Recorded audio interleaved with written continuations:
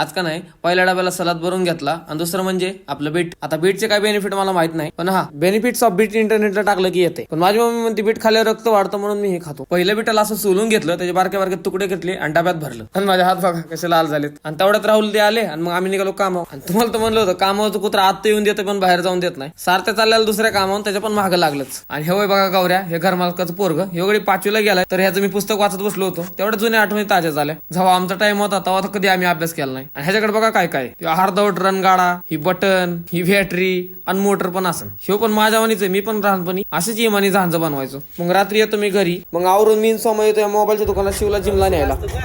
आणि आज बघा जिम मध्ये कोण आलतं, आमच्या जिम ओनर सुमित होता. आज शोल्डर वर्कआउट होता, ते म्हणले चला तुमचा आज शोल्डर वर्कआउटच घेतो. आणि चला आज तुम्हाला वर्ल्डचा नंबर 1 शेकर दाखवतो. आणि तो कोणाकडे पण नाही, फक्त आपल्या सोमाकडे अवेलेबल आहे. प्रोटीन तर बघा कशात आणलंय, पिशवीत. आणि ते टाकलं त्या बाटली नावाच्या शेकर मध्ये.